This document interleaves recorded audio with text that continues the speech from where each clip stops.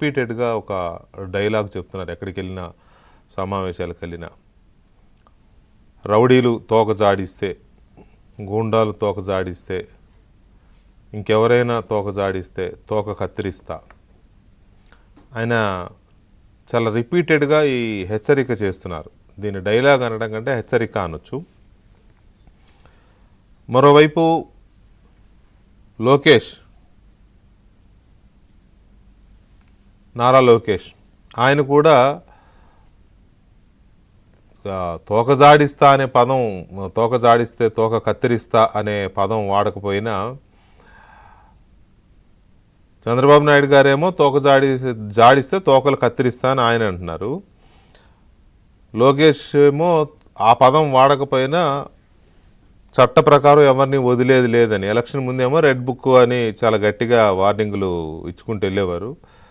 ఇప్పుడేంటంటే red book అనేది కొంతమంది నిందితులకు సంబంధించింది, నేరస్తులకు సంబంధించింది, సమాజాన్ని వేధించే వాళ్లకు సంబంధించింది. అటువంటి వాళ్ళని చట్ట ప్రకారం కఠినంగా శిక్షించక తప్పదు అనేది ఆయన చేస్తున్న హెచ్చరిక. సరే, ఎవరేం చెప్పినా దాని అర్థం అదే. తోకలు కత్తిరిస్తా అని చంద్రబాబు నాయుడు గారు అంటే ఒక కత్తిరి పట్టుకుని తిరగరు కదా, చట్ట ప్రకారమే ప్రభుత్వం వాళ్ళని శిక్షిస్తుందని దాని అర్థం. ఇలాంటి గట్టి హెచ్చరికలు చేస్తున్నా కూడా ఎందుకో సైకోల ఆగడాలు పూర్తిగా తగ్గినట్టయితే లేదు. పూర్తిగా తగ్గవు, పూర్తిగా తగ్గుతాయని ఆశించడం కరెక్ట్ కాదేమో, కానీ చెప్పుకోదగినట్టుగా కూడా తగ్గలేదేమో అనిపిస్తుంది ఆంధ్రప్రదేశ్లో. ఎంత భయంకరంగా తెగబడుతున్నారంటే, ఇంకా కొన్ని చోట్ల పోలీసుల్ని లెక్క చేయరు, పోలీసుల్ని ఎగబడి తోస్తారు, కొడతారు, పోలీసుల్ని కొడతారు, కింద పడేస్తారు. ఎందుకు కింద పడేస్తారు అంటే, వాళ్ళ నాయకుడే బట్టలు ఇప్పదీస్తా, లేకపోతే గుమస్తాలు ఎక్కడున్నా పట్టుకొస్తా, సప్త సముద్రాల అవతలున్న లాక్కొస్తా, ఇలాంటి డైలాగులు వాళ్ళ నాయకులు కూడా అంటున్నాడు. కాబట్టి ఈ సైకోలు వాళ్ళని పడేస్తున్నారు, కొడుతున్నారు, వాళ్ళతో గొడవలు పడుతున్నారు. అఫ్కోర్స్ ఈ విషయంలో ఒక విషయం చెప్పాలి. ఈ సందర్భంగా కర్నూలు జిల్లాకు చెందిన మంత్రి బీసీ జనార్దన్ రెడ్డి గారి సోదరుడు కూడా ఒక కానిస్టేబుల్ను, ఒక పోలీస్ అధికారి ఒకరిని, ఎవరైనా పోలీసే కదా, చిన్నవాడైనా పెద్దవాడైనా, అతన్ని కూడా చెంపదెబ్బ కొట్టాడు. ఆ వీడియో తిరుగుతోంది. ఏ పార్టీ అయినా ఇది ఎక్కడి నుంచి వస్తుంది ఈ సైకాలజీ? మనకు కనపడడానికి టీడీపీ నుంచి ఒక మంత్రి సోదరుడు అన్నాడు కాబట్టి అది కూడా మనం మాట్లాడతాం.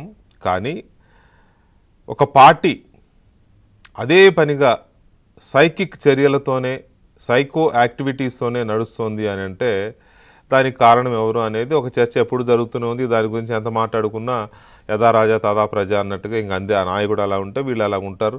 కాబట్టి దాని గురించి పెద్దగా అది కాదు. కానీ జగన్మోహన్ రెడ్డి గారు, చంద్రబాబు నాయుడు గారు అభివృద్ధికి పేటెంటు, ఒక విజన్కి పేటెంటు, తెలుగుదేశం పార్టీ అనేది ఒక సంక్షేమానికి పేటెంట్. కానీ జగన్మోహన్ రెడ్డి అరాచకాలకి, ఫ్యాక్షన్కి, వీటికి పేటెంట్. వాటితో పాటు ఈ ఓదార్పులకి, పరామర్శలకు కూడా పేటెంట్ ఉంది ఆయనకి. ప్రతిదానికి పరామర్శే. సహజంగా ఎవరిని పరామర్శిస్తాం? తీవ్రంగా నష్టపోయి, లేకపోతే ఒక దారుణమైన ప్రమాదానికి గురయ్యి, లేకపోతే జీవితంలో ఒక కీలకమైన వ్యక్తిని కోల్పోయి, ఇలాంటి కొన్ని ఉపద్రవాలు వచ్చినప్పుడు బాగా నష్టపోయిన రైతులు కావచ్చు, ప్రజలు కావచ్చు, ఇటువంటి వాళ్ళని పరామర్శిస్తాం. నాయకులుగా, ప్రభుత్వ అధినేతలుగా వాళ్ళకి అది అవసరం కూడా. కానీ ఈయన పరామర్శించేది ఎవరిని? రేపల్లిలో గంజాయి బ్యాచ్ని, సత్తెనపల్లి దగ్గర ఏదో ఊరు వెళ్ళి అక్కడ విగ్రహం పెట్టాడు కదా, అక్కడేమో బెట్టింగ్ కాసి చనిపోయిన సూసైడ్ చేసుకున్న వ్యక్తిని అనుకుంటా. అక్కడ నిన్న వెళ్ళి ప్రసన్న కుమార్ రెడ్డి, మాజీ మంత్రి, మాజీ ఎమ్మెల్యే ప్రసన్న కుమార్ రెడ్డిని పరామర్శించారు. ఎందుకయ్యా ప్రసన్న కుమార్ రెడ్డిని పరామర్శించారు, లేకపోతే ఇంకొకరిని పరామర్శించారు? వంశీని, వల్లభనేని వంశీని, లేకపోతే కొడాలి నానిని, ఇట్లాంటి వాళ్ళని పరామర్శిస్తారు. ఏంటి వీళ్ళు చేసిన ఇదేంటి అని అంటే, ఏమైనా నష్టపోయారా? పోనీ ఎవరి వల్ల అయినా వీళ్ళకి నష్టం జరిగిందా?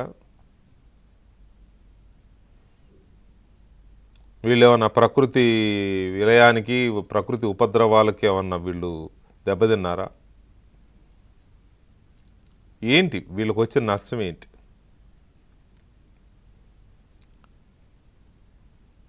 మహిళా ఎమ్మెల్యేగా ఉన్న ప్రశాంతి రెడ్డి, వేమిరెడ్డి ప్రశాంతి రెడ్డి, ఆమెని అత్యంత నీచంగా, హేయంగా తిట్టింది ప్రసన్న కుమార్ రెడ్డి. ఆయనకి చెల్లి వరుస అవుద్దంట. చెల్లి వరుస అయిన దాన్ని అంత దారుణమైన బూతు పదజాలంతో ఆయన ఎందుకు తిట్టాడు అనేది నాకు తెలియదు, కానీ నాకైతే ఒకటే అనిపించింది. శుభలేఖ ఇవ్వడానికి పసుపచ్చ చీర కట్టుకొని చంద్రబాబు నాయుడు గారి ఇంటికి వెళ్తే జగన్మోహన్ రెడ్డి చంద్రబాబు నాయుడు మెప్పు కోసం పసుపు చీర కట్టుకెళ్ళింది షర్మిల అన్నాడు ఆయన, సొంత చెల్లిని పట్టుకొని. ఇంకా ఈయన ఎలా అవుతాడు? ఈయనకు సొంత చెల్లి కూడా కాదు ప్రశాంత్ రెడ్డి, చెల్లె వరస అవుద్దంట. సొంత చెల్లికే దిక్కులేదు అక్కడికి, చెల్లె వరస అయ్యేదాన్ని వదులుతారా? ఆ మాటలు వింటే ఇప్పటికీ కూడా జుగుప్సాకరంగా అనిపిస్తాయి. ఆ మాటలు అన్న తర్వాత ఆమె ఎమ్మెల్యే కదా ఇప్పుడు, ఆమె అనుచరులు, సానుభూతి పరులు సారీ చెప్పమని వెళ్ళారు. ఆయన ఇంటి మీద, ప్రసన్న కుమార్ రెడ్డి ఇంటి మీద దాడి చేశారు. నిజమే చేశారు. దాని మీద ఏదో కేసులు అయినా గొడవలు. వెళ్ళింది ఎవరు? మహిళలు. అప్పుడు ప్రసన్న కుమార్ రెడ్డి ఇంట్లో లేడు. జగన్మోహన్ రెడ్డి నిన్న పరామర్శకి వెళ్ళాడు. ఏంటి ఎందుకు వెళ్ళావు? నువ్వు పరామర్శిస్తే ప్రశాంత్ రెడ్డిని పరామర్శించాలి. వేమిరెడ్డి ప్రశాంత్ రెడ్డిని, మహిళా ఎమ్మెల్యేని పరామర్శించాలి. మావాడు తప్పు చేశాడమ్మా ఇట్లా అనకుండా ఉండాల్సిందని, లేదా కూర్చోవాలి, లేదా ఆమెకు సారీ ఆఫీసు నువ్వు ఎక్కడి నుంచైనా ట్విట్టర్లో పెట్టు సారీ అని. అది చేయలేదు. చేయకుండా ఇక్కడికి వెళ్ళాడు. ఏం సిగ్నల్ ఏమి ఇవ్వదలుచుకున్నారు? పైగా అక్కడికి వెళ్తే వాళ్ళ అనుచరులు ఎవరైనా వస్తున్నారు, గొడవ చేస్తున్నారని పోలీసుల్ని పెడితే, ఇక్కడ ఇంకోటి చెప్పుకోవాలి, నాకు 1000 మంది పోలీసులతో భద్రత కావాలని ఆయనే అడుగుతాడు. 600 మందినో 700 మందినో పెట్టింది ప్రభుత్వం, మమ్మల్ని అడ్డుకోవడాకని మళ్ళీ ఆయనే అంటాడు. అసలు ఈ డ్యూయల్ అది ఉంటుంది అపరిచితుడు సినిమాలో, ఈ రకమైన స్ప్లిట్ పర్సనాలిటీ అనాలా, లేకపోతే అలా బిహేవ్ చేస్తున్నారు అనాలా అర్థం కాదు. కానీ పొంతన ఉండదు. అడిగే డిమాండ్స్కి, చేసే ఆరోపణలకి పొంతన ఉండదు. ఎందుకు అంటున్నారు అనేది ఒకటి అర్థం కాని విషయం. మహిళలకి, మహిళా నేతలకి, మహిళా ఎమ్మెల్యేలకి ఏమి సంకేతం ఇవ్వదలుచుకున్నారు మీరు అనేది జగన్మోహన్ రెడ్డి సమాధానం చెప్పాల్సిన అవసరం ఉంది. ఆ రోజున భువనేశ్వరి గారి దగ్గర నుంచి ఈరోజు ప్రశాంతి రెడ్డి వరకు మధ్యలో చాలామంది ఉన్నారు. ఇలాంటి వాళ్ళని తిట్టిన వాళ్ళందరినీ నెత్తినెక్కించుకుంటున్నాడు జగన్మోహన్ రెడ్డి. అంటే ఆడవాళ్ళను తిట్టేవాళ్ళు ఆయనకి అత్యంత ఆప్తులు. ఆడవాళ్ళని బూతులు తిట్టేవాళ్ళు, లేకపోతే వాళ్ళ మీద దాడులు చేసేవాళ్ళు ఆయనకు అవసరము, లేకపోతే ఆయన పార్టీలో వాళ్ళే కీలకమైన వ్యక్తులు. అందుకని ఇష్టారాజ్యంగా వాళ్ళని నెత్తిరెక్కించుకుంటాడు, వాళ్ళని పరామర్శిస్తాడు, వాళ్ళని ఓదారుస్తాడు, ఏదేదో చేస్తాడు. అది ఒక ఆస్పెక్ట్. అయితే రెండో ఆస్పెక్ట్ నాకు అర్థం కాని విషయం ఏంటంటే, ఒకసారి ఎలక్షన్ క్యాంపెయిన్లో మిథున్ రెడ్డికి పార్లమెంట్ టికెట్ ఇచ్చినప్పుడు, మొన్నటి ఎన్నికల్లో 2024లో జరిగిన జనరల్ ఎలక్షన్స్లో, ఎన్నికల ప్రచారానికి వెళ్ళి మిథున్ రెడ్డి భుజం మీద ఇట్లా చేయేసి దగ్గరికి లాక్కొని, నాకు ఎప్పుడూ అనిపిస్తూ ఉంటుంది, తమ్ముడు లేడు అనే లోటు నాకు చాలా ఫీల్ అవుతూ ఉంటాను. నాకు తోడబుట్టిన తమ్ముడు లేడని. చెల్లి ఉంది, ఆ చెల్లి సరిపోదంట, తమ్ముడు కావాలంట. తోడబుట్టిన తమ్ముడు లేడని చాలా బాధపడుతుంటాను నేను. కానీ మిథున్ రెడ్డిని చూస్తే నాకు ఆ లోటు తీరిపోతూ ఉంటుంది అని చెప్పాడు ఒకసారి ఎలక్షన్ క్యాంపెయిన్. ఉంది లైవ్లోనే ఉంది ఆ వీడియో. బాగానే నాకు మిథున్ రెడ్డిని చూస్తే ఆ లోటు తీరిపోద్ది అన్నాడు. మరి మిథున్ రెడ్డి జైల్లో ఉన్నాడు కదా ఇప్పుడు, ఆయన్ని పరామర్శించలేదే వెళ్ళి? పాపం వాళ్ళ నాన్న ఆ వయసులో పోయాడు, ఈడ్చుకుంటూ వెళ్ళి, నేను ఏడ్చుకుంటాను అట్లా ఈడ్చుకుంటూ అంటున్నా, అంటే ఏజ్ మీద పడడం వల్ల కాళ్ళు స్పీడ్గా నడవలేరు కదా యువకుల్లాగా, అట్లా కాళ్ళు ఈడ్చుకుంటూ వెళ్ళి బాధపడుతూ ఏదో మాట్లాడాడు, తిట్టాడు ఎవరినో, అది వేరే విషయం. నువ్వెందుకు వెళ్ళలేదు? ధనంజయ రెడ్డిని పరాకరించలేదు, జైలుకి వెళ్ళలేదు. కృష్ణమోహన్ అన్నని పలకరించలేదు. మిథున్ రెడ్డితో పాటు చెవిరెడ్డి అన్న భాస్కర్ అన్న అంటివి. భాస్కర్ రెడ్డిని పలకరించకపోతివి. ఇంకా వాళ్ళతో పాటు ఇంకో 10 మంది దాకా ఉన్నారు జైళ్లలో. రాజకేశ్వరెడ్డి అన్న ఏడబోయా రాజకేశ్వరెడ్డి అన్న, ఇంకా చాలామంది. లిక్కర్ కేసులో దర్యాప్తును ఎదుర్కొంటూ జైలుకి వెళ్ళిన ఎవరిని జగన్మోహన్ రెడ్డి ఎందుకు పరామర్శించలేదు, ఎందుకు ములాఖత్ పెట్టుకోలేదు, ఎందుకు జైలుకి వెళ్ళి వాళ్ళని ఓదార్చలేదు, వాళ్ళకో ధైర్యం చెప్పలేదు? Simple logic, my simple logic tonight. క్వాడ్జి గనుల్లోనో లేకపోతే ఇంకో దాంట్లోనో కేసుల్లోనో జైలుకి వెళ్ళిన కాకాని గోవర్ధన్ రెడ్డిని పరామర్శిస్తవి, పలకరిస్తవి, భరోసా ఇస్తవి. అదేదో తెలుగుదేశం పార్టీ ఆఫీస్ మీద దాడి కేసులోనో లేకపోతే ఇంకా ప్రభుత్వ భూముల ఆక్రమణ కేసులోనో జైల్లో ఉన్న వల్లభనేని వంశీని పరామర్శిస్తవి, పలకరిస్తవి, భరోసా ఇస్తవి. ఇంకా చాలామందిని ఇలా చేస్తవి.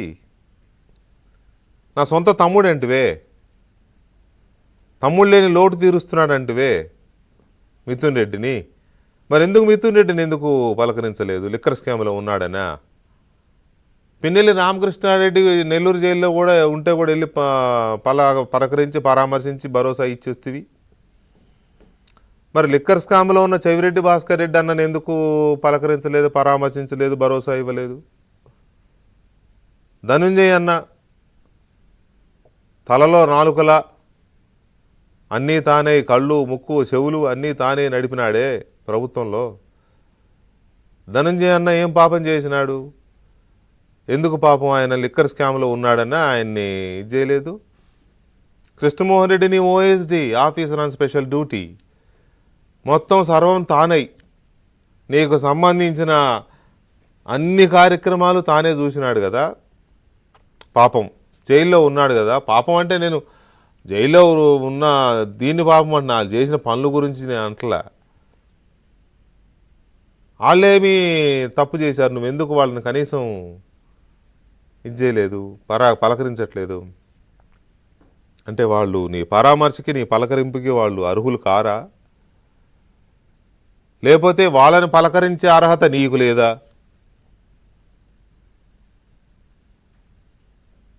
లేకపోతే ఈ పలకరింపులకు వెళ్తే ఆ లిక్కర్ కంపు ఆల్రెడీ అంటుకుంది, ఆ లిక్కర్ కంపు ఇక పూర్తిగా అంటుకుంటుందనే?